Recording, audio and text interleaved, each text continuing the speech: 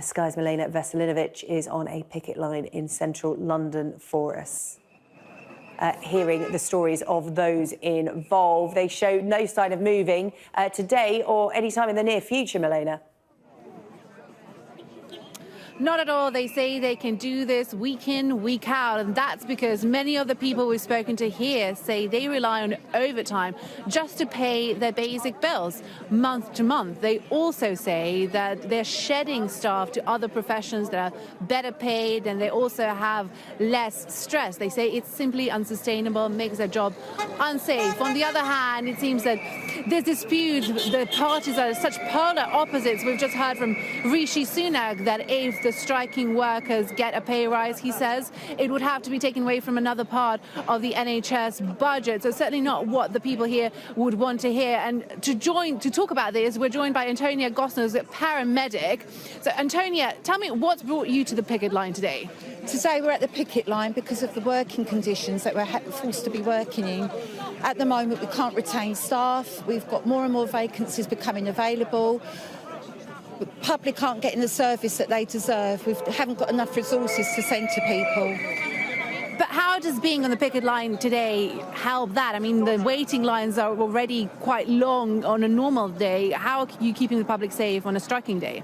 We're keeping the public safe today. We're running a life and limb cover. We've had crews already dispatched today that have gone to cardiac arrest. They've gone straight to them. The public aren't in any danger of not getting a resource today.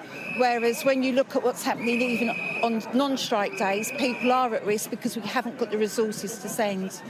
Now, the Prime Minister says that if there's a pay rise for you, for other striking workers, that means it would have to be taken away from other parts of the NHS. What do you say to that? It would be nice if the Prime Minister actually got into a room with our unions to actually start talking about pay rises and that. At the moment, no negotiations are taking place, so we haven't got anything to barter with at the minute. So can you tell me a bit more about the day-to-day challenges that you face in your work? Yeah, today we haven't got as many staff as we normally would have. The public are waiting longer for resources to be sent to them, so when we get to calls, quite rightly so, patients and their families are frustrated and upset that we're taking so long to get to them. And then when we explain to them why we're in this predicament, they totally understand and we've got their backing.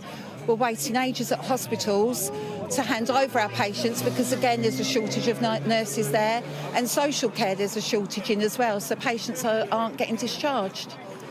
So what are we going to do if there's no movement from the government? How does this dispute end? Well, we are all prepared to keep on striking. They've got to listen to us at some point, and I don't know how much more they're going to listen or not, or when they're going to open their doors. But I know all the people here on the picket line are going to carry on striking until our voices are heard. Antonia, thank you very much for your time. So you've had it there. People are still resolute to carry on. We do know there is what Antonia just called the life and limb cover, so a life-threatening situation that will be answered by the ambulance, but any other emergency may not be, or there may be a delay. And this is not the end. There are further strike dates announced over the next few weeks, and this dispute, just no sign of it coming to an end anytime soon. Milena Veselinovic on a picket line in central London. Thank you.